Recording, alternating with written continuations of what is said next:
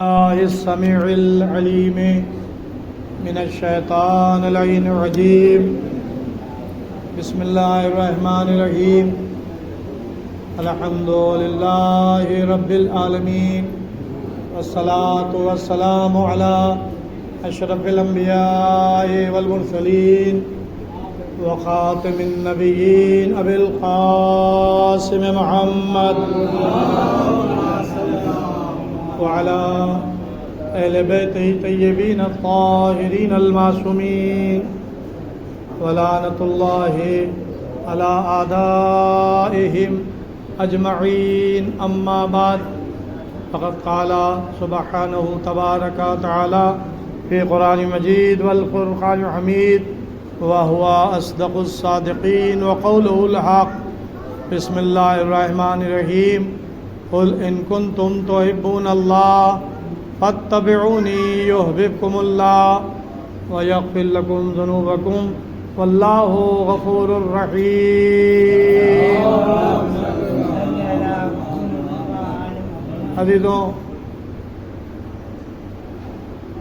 آج 27 صفر المظفر 1445 ہجری جس کی شب آنے والی ہے، وہ شب شہادت رسول خدا اور امام حسن مجتبی علیہ السلام.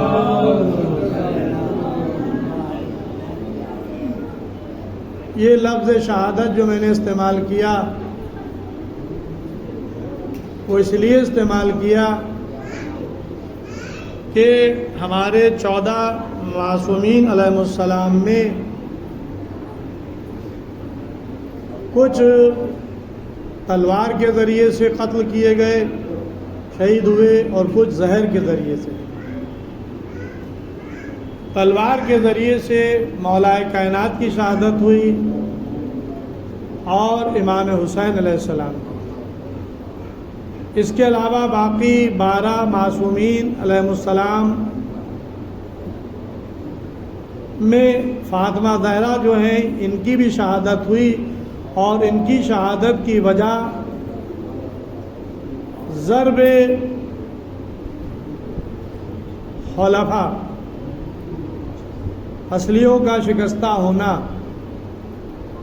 دروازے کا جلتا ہوا گرایا جانا، پش پر تازیانے کا مارا جانا، یہ اسباب ہمارے آپ کی شہزادی کی شہادت کے تھے. باقی رسول خدا صلی اللہ علیہ وآلہ وسلم سے لے کر 11ویں امام تک سب معصومین کو زہر کے ذریعے سے شہید کیا گیا.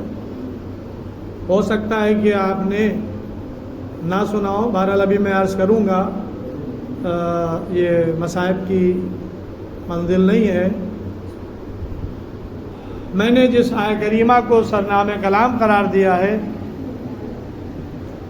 اس آیت میں ارشاد ہو رہا ہے، قل، اے رسول آپ کہہ دیں، ان کنتم تحبون اللہ، اگر تم اللہ سے محبت کرتے ہو، فاتبعونی، پس تم میرا اتباع کرو، یحببکم اللہ، اگر تم نے میرا اتباع کیا، یحببکم اللہ، تو اللہ بھی تم سے محبت کرے گا. اب یہ مضارع کا صیغہ ہے، حال کے لیے بھی، مستقبل کے لیے بھی، یعنی جس زمانے میں یہ پیغام دیا جا رہا تھا اس وقت کے لیے بھی دلالت کرتا ہے اور قیامت تک کے لیے دلالت کرتا رہے گا. صرف محبت نہیں کرے گا، وَيَغْفِرْ لَكُمْ ذُنُوبَكُمْ، اور تمہارے گناہوں کو معاف کر دے گا. وَاللَّهُ غَفُورٌ رَحِيمٌ، بے شک اللہ معاف کرنے والا بھی ہے اور رحم کرنے والا بھی ہے. آپ میرے جملوں پر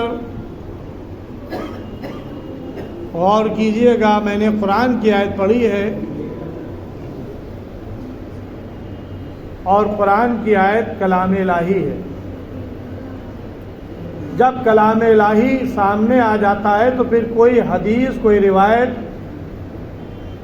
اس کو رد نہیں کر سکتی، اور اگر کوئی حدیث، کوئی روایت سامنے آئے تو وہ قرآن کے خلاف اگر ہوگی تو اس کو آپ دیوار پر دے ماریں، قابل قبول نہیں ہے۔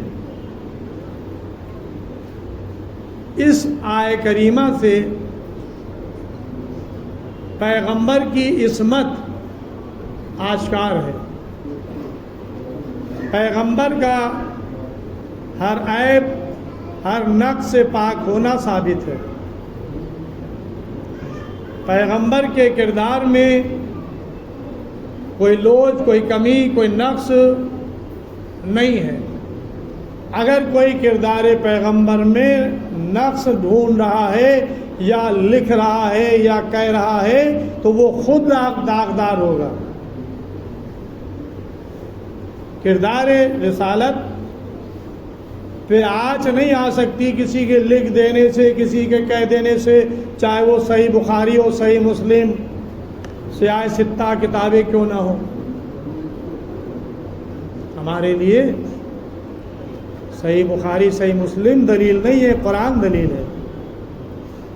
جب قرآن میں یہ کہہ دیا گیا کہ رسول ان سے کہہ دیجئے کہ اگر تم اللہ سے محبت کرتے ہو تو میرا اتباع کرو، اور تم نے اگر میرا اتباع کیا تو اللہ بھی تم سے محبت کرے گا، تمہارے گناہوں کو بخش دے گا، وہ غفور الرحیم ہے، رحم کرنے والا ہے۔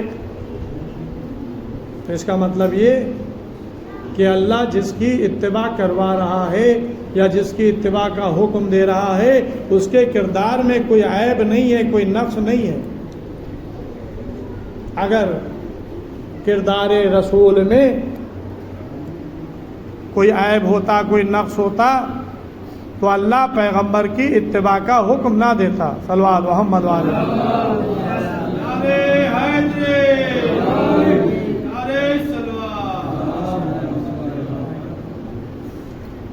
اگر پیغمبر کے کردار میں کوئی ذرہ برابر بھی نقص ہوتا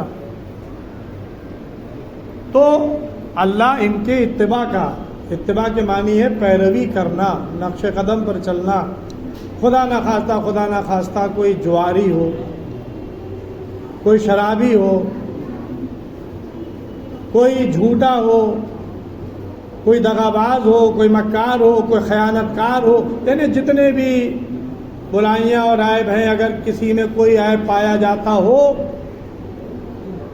بڑے سے بڑا عالم دین بھی اگر کہہ دے ان کی پیروی کرو تو پلٹ کے کیا کہا جائے گا؟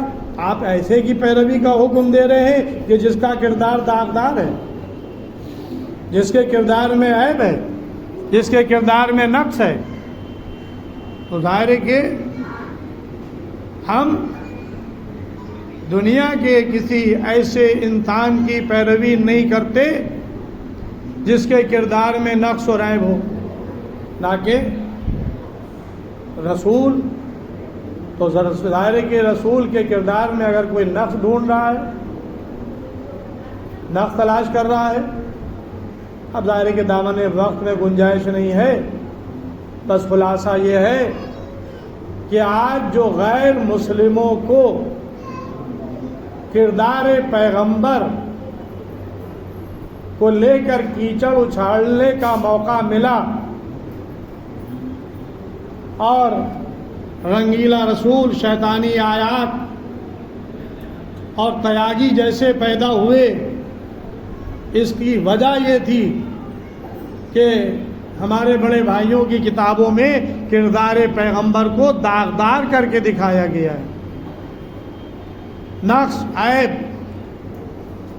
ورنہ کوئی رنگیلا رسول معاذ اللہ لکھ دے، شیطانی آیات سلمان رشدی لکھ دے جو واجب القتل، جس کے لیے امام رہبر معظم آیت اللہ خمینی صاحب نے فتویٰ دیا تھا کہ واجب القتل ہے، توہین رسالت کرنے والا ہے،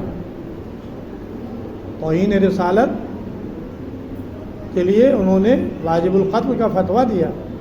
توہین رسالت یہ ہمارے کیا شریعت میں جائز نہیں ہے۔ آپ گناہ گار ہیں، ٹھیک ہے، کسی نے گناہ کیا، لیکن کوئی رسول کی توہین کرے، رسول کی طرف کوئی الزام لگائے، بہتان تلاشی کرے، تو ظاہر ہے کہ وہ قابل معافی نہیں ہے۔ تو بس عزیزوں، رسول کا کردار پاک و پاکیزہ، پیغمبر کی ولادت 17 ربیع الاول سن 1 عام الفیل کو مکہ معظمہ میں ہوئی۔ آپ یتیم عبداللہ تھے۔ دنیا میں آنے سے پہلے آپ کے باپ کا سایہ سر سے اڑ گیا تھا۔ ماں جناب آمنہ، دادا نے پرورش کی، 6 سال کی عمر تھی، پیغمبر کی کفالت میں، ابو طالب کی کفالت میں پیغمبر آ گئے، اور ابو طالب علیہ السلام کے ساتھ پیغمبر نے زندگی گزارنا شروع کی۔ جوان ہوئے، 25 سال کی عمر میں ملکۃ العرب جناب خدیجۃ الکبریٰ کے ساتھ پیغمبر اسلام کا عقد ہوا۔ کردار آپ کا بے مثال، اور ایسا کردار کہ عرب آپ کو امین اور صادق کہہ رہا تھا۔ یہ کردار کی بلندی تو ہے۔ صادق اور امین یہ لقب دونوں پیغمبر اسلام کو مکے والوں نے دیے۔ اپنی امانتیں پیغمبر اسلام کے پاس لا کر رکھواتے تھے۔ شب ہجرت، اعلان رسالت ہوا 40 سال کی عمر میں، 23 سال مکے میں گزارے، ہجرت کر کے مکے سے مدینے آئے، 13 سال مکے کی زندگی، تقریباً 82 غزوات پیغمبر اسلام، لیکن سب دفاعی جنگیں۔ آج ایک اعتراض یہ بھی ہوتا ہے پیغمبر پہ کہ اسلام تلوار کے زور سے پھیلا، اسلام تلوار کے زور سے پھیلا۔ تو بھائی یہاں تلوار کہاں ہے؟ تلوار کہاں ہے؟ 40 سال اخلاق کے ذریعے سے، کردار کے ذریعے سے لوا منوایا، اور 40 سال کے بعد اعلان نبوت ہوا، وہ بھی کردار کے ذریعے سے، اخلاق کے ذریعے سے، قرآن کی تلاوت کے ذریعے سے، تزکیہ نفس کرتے رہے، آیات الہی۔ قرآن باقاعدہ آپ کی بعثت کا اعلان کر رہا ہے سورہ الجمعہ میں، هو الذی بعث فی الامیین رسولا منہم یتلو علیہم آیاتہ ویزکیہم ویعلمہم الکتاب والحکمہ وإن کانوا من قبل لفی ضلال مبین۔ صلوات محمد وآل محمد۔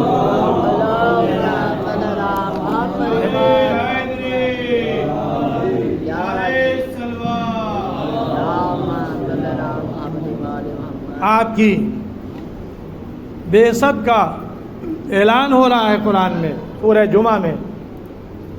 وہ اللہ وہ ہے جس نے امیین میں ایک رسول مبعوث کیا، یتلو علیہم آیات ہی، جو تم پر آیات الہی کی تلاوت کرتا ہے، ویزکیہم، اور تمہارے نفسوں کو پاک کرتا ہے، ویعلمہم الکتاب والحکمہ، اور تمہیں کتاب اور حکمت کی تعلیم دیتا ہے، وَإِن كَانُوا مِن قَبْلُ لَفِي ضَلَالٍ مُبِينٍ، جبکہ تم اس سے پہلے کھلی ہوئی گمراہی میں تھے۔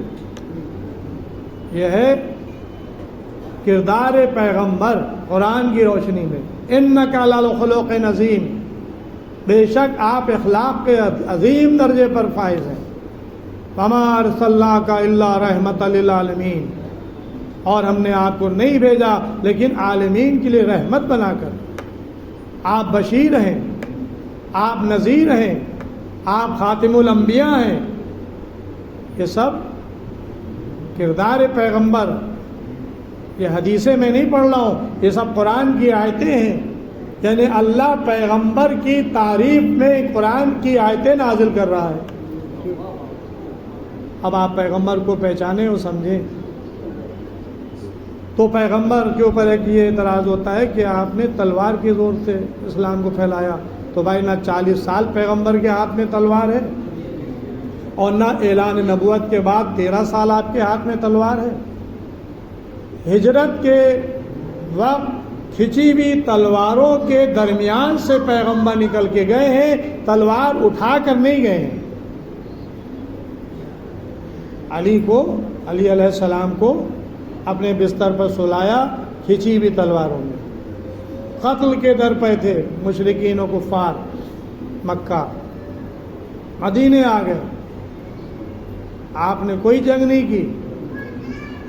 بدر کی جنگ ہوئی، احد کی جنگ ہوئی، خندق ہوئی، خیبر ہوا، یہ سب وہ جنگیں پیغمبر سے لڑی گئی ہیں، پیغمبر نے خود سے جنگ نہیں کی۔ بس عزیزو مجھے زیادہ طول نہیں دینا ہے، ظاہر ہے کہ میں مجلس کو پڑھتا ہوں، میرے ہاتھوں میں وہ پڑھتا ہے اور زیادہ دیر نہیں پڑھ سکتا اور نہ زیادہ چیخ کے پڑھتا ہوں، لیکن یہ ذکر آل محمد ہے، اس لیے میں آپ کی خدمت میں حاضر ہوتا ہوں۔ بس عزیزو خلاصہ کلام یہ ہے کہ کردار پیغمبر کو اگر دیکھنا ہے تو آئیے اس وقت جب پیغمبر کی رحلت کا وقت قریب آ رہا تھا، جانتے تھے آخری حج کر چکے، اعلان ولایت کر چکے، فرما چکے، دین کامل ہو چکا، نعمت تمام ہو چکی، پیغمبر اسلام مدینے آ چکے۔ ایک دن پیغمبر مسجد میں آئے اور آنے کے بعد مجمع کو مخاطب کیا، مجمع کو مخاطب کر کے کہا، اے لوگوں، اگر کسی پر میرا کچھ بقایا ہو یا کسی کو میرے ذریعے سے تکلیف پہنچی ہو تو وہ مجھ سے اپنا قصاص لے لے، اپنا بدلہ لے لے۔ اب آپ غور کریں کہ کتنی پاک و پاکیزہ سیرت تھی پیغمبر کی کہ علل اعلان مجمع کے درمیان وہ یہ کہہ رہا ہو کہ اگر کسی کو مجھ سے اذیت پہنچی ہو تو وہ مجھ سے آ کر قصاص لے لے، بدلہ لے لے۔ مجمع سے ایک شخص کھڑا ہوا، عکاسہ، کہا کہ یا رسول اللہ خدا، میں بدلہ لینا چاہتا ہوں۔ ایک دن آپ ناقے پر سوار جا رہے تھے اور میں قریب سے گزر رہا تھا، آپ نے تازیانہ ناقے کو مارنا چاہا، وہ تازیانہ میرے لگ گیا، لہذا میں بدلہ لینا چاہتا ہوں۔ آپ نے کہا کہ بلال جاؤ گھر اور جا کر میری بیٹی فاطمہ زہرا سے کہنا کہ میرا تازیانہ دے دے۔ بلال گئے، معقول بات کیا، بلال کیوں آئے ہو؟ آپ کے بابا نے تازیانہ مانگا ہے، خیریت تو ہے؟ میرے بابا کی ایسی حالت ہے اور بابا تازیانہ، آپ کا حکم تھا، بیٹی نے تازیانہ دے دیا۔ تازیانہ لے کر بلال مسجد میں آئے، رسول خدا کو دیا، آپ نے وہ تازیانہ عکاسہ کو دیا، کہا کہ لو اپنا قصاص لے لو۔ کہا کہ رسول خدا جب میری پشت پر تازیانہ پڑا تھا تو میری پشت برہنہ تھی، پیغمبر نے اپنی پشت سے ابا کو ہٹا دیا۔ یہ آگے بڑھا، بڑھ کر اس نے پشت رسالت کے بوسے لینا شروع کیے۔ کہا کہ یا رسول اللہ، میں بھلا آپ کو تازیانہ مانوں؟ میں تو مہر نبوت کے بوسے لینا چاہتا تھا۔ بس عزیزوں، ابھی مہر پیغمبر کی پشت پر تازیانہ پڑا نہیں تھا، لیکن مسجد سے کوہرام بپا تھا، لوگ گریہ کر رہے تھے۔ میں کہوں گا اے مدینے والوں، رسول کی پشت پر تازیانہ پڑا نہیں تھا تو تم نے گریہ کیا؟ کاش کربلا کے میدان میں آ جاؤ، اولاد رسول ताज़ियानों पर ताज़ियाने खा रहे हैं,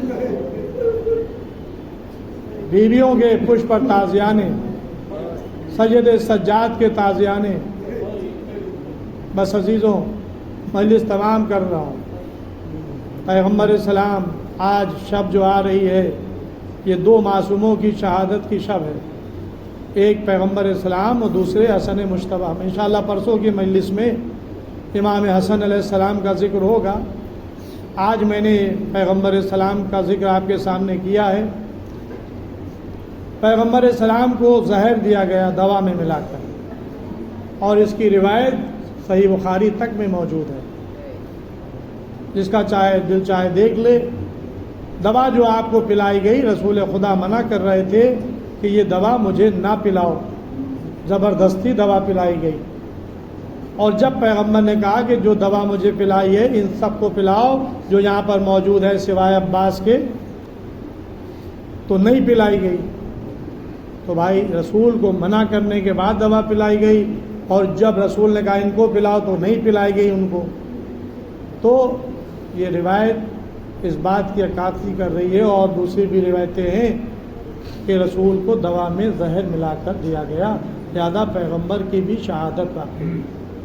बस अजीज़ों, मजलिस तमाम कर देता, बहुत से मौक़े हैं।